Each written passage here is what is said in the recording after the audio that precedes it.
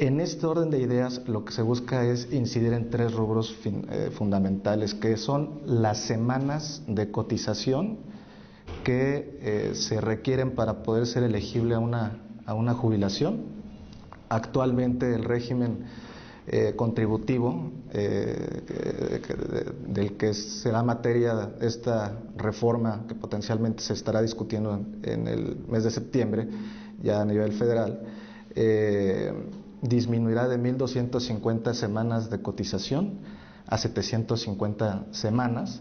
Lo que busca es ampliar la cobertura, porque actualmente del 100% de la población económicamente activa que es elegible a este régimen, únicamente menos del 30% obtiene o es elegible a cumplir las semanas de cotización por esta transición que se hace tanto en el sector formal como informal de la economía. Sabemos que México es un país que tiene precisamente esa condición dentro de su planta trabajadora, ¿no? Que gran parte de la personal que actualmente está ocupado, gran parte lo desarrolla en el sector informal de la economía, y que no llega a cubrir este primer requisito, que son estas 1.250 semanas de cotización. Asimismo, uno de los cambios que son trascendentales, la ampliación del monto que podrá ser elegible para su jubilación.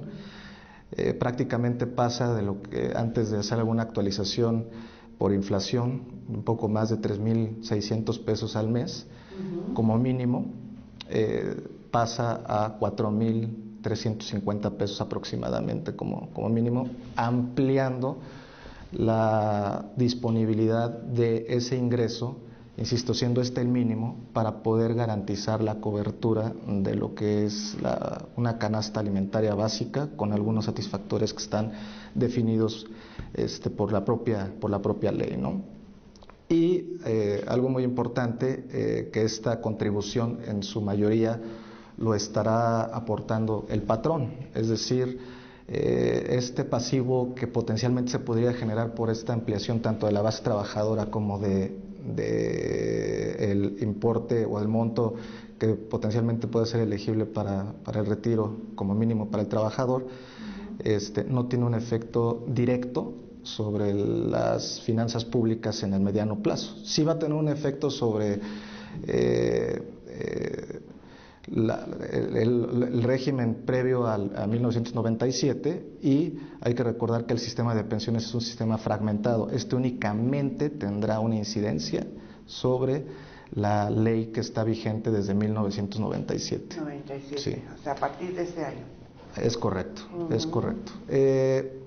Es importante, y ahorita que lo manifestaba el licenciado Daniel en su intervención, ¿de qué manera podemos ir inculcando hacia nuestros niños, hacia nuestras jóvenes, esta cultura de lo que es el ahorro, tomando en cuenta metas, tanto de corto, mediano como largo plazo? Hay que recordar que el sistema de pensiones, bueno, pues finalmente es una meta que todo el mundo lo consideramos como de largo plazo, ¿no? Y es poder precisamente ir cubriendo ciertos elementos para cubrir riesgos, sobre todo mitigar riesgos. Por ejemplo, ante una eventualidad, en caso de que haya alguna enfermedad o algo, bueno, siempre tener una disponibilidad del ingreso disponible para cubrir y mitigar ciertos efectos que se pueden dar bajo condiciones que no tenemos nosotros previstas. Como niños, ¿qué es lo que podemos nosotros anticipar bajo algún escenario de esa naturaleza? Bueno, el hecho de que algún satisfactor, como puede ser un juguete, puede ser cosas de interés de los niños, ¿no? Un viaje podría ser, por supuesto. Es a largo plazo, eso va a ser a largo plazo, sí, ¿verdad? Claro. No es inmediato. Sí.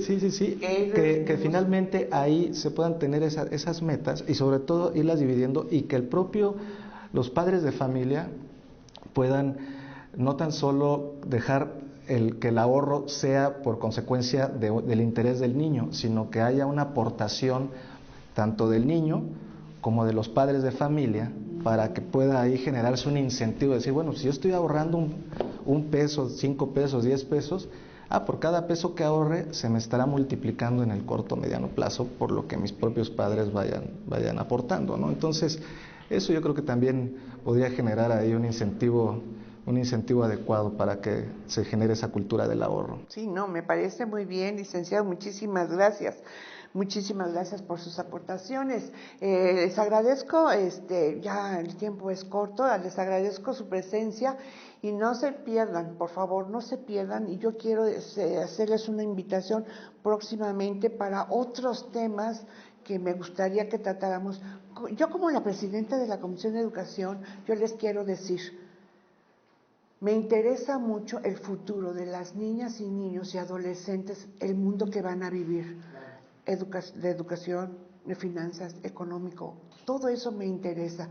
Si ustedes me aceptan otra invitación, los quisiera yo ver otra vez acá. Muchísimas gracias por eso.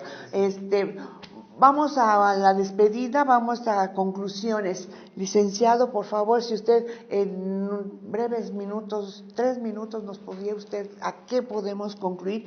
¿Cómo podríamos ayudar a nuestros papás, inclusive a los mismos niños? ¿Qué hacer en el tema que usted trató, por favor? Sí, claro. Es muy importante que pues entendamos que pues bueno, nosotros como adultos pues ya tenemos como una experiencia más grande sobre todo esto de las finanzas personales. Entonces es importante que también los papás, tíos, etcétera, pues sean el ejemplo. O sea, también se adentren al mundo de sus finanzas, también practiquen con el ejemplo, que tengan muy enfocado, que sepan bien cuáles son sus metas también, que se las platiquen a sus hijos, que hablen sobre temas de dinero, que rompamos esos tabús de que solo es para cuando crezcan o solo es importante hasta cierta edad, sino que si les ayudamos a que desde pequeños vayan sabiendo todos estos temas, pues pueden ser muy productivos para ellos, ¿no?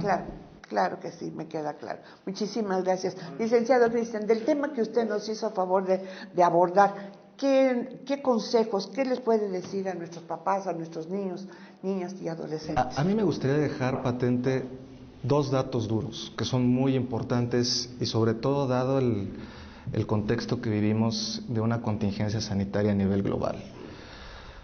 1 de cada 4 adultos mayores de 68 años debe trabajar porque la única fuente de ingreso que tiene es la de su propio trabajo, es decir, no a través de una pensión o de producto del trabajo mientras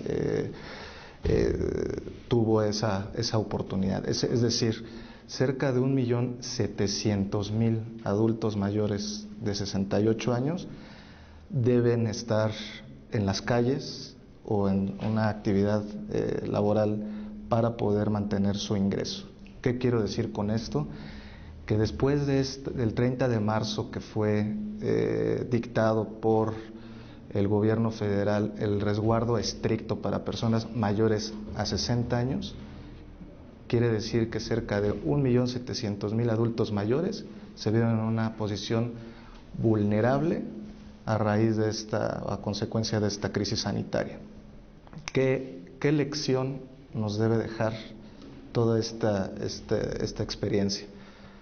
Que debemos de ser previsores, que si bien hay elementos legales y jurídicos como el que se está abordando en este momento, la responsabilidad primordial depende de cada uno de nosotros para que en el tiempo nosotros podamos tener un retiro que dependa de nosotros y no sobre terceros, ¿no? En este caso sobre los propios proyectos y programas de apoyo que pueda dar cualquier entidad de gobierno.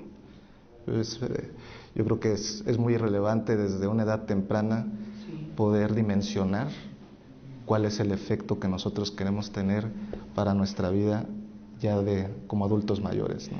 Con la juventud acumulada, ¿verdad? Es correcto. Con la juventud. Muchas gracias, licenciado, muchísimas gracias. Bueno, pues no me queda otra cosa más que agradecerles infinitamente sus aportaciones, su tiempo y estas palabras que para nosotros los legisladores son muy importantes. Les agradezco mucho su presencia, que tengan excelente día, bonito día. Gracias. Igualmente, gracias.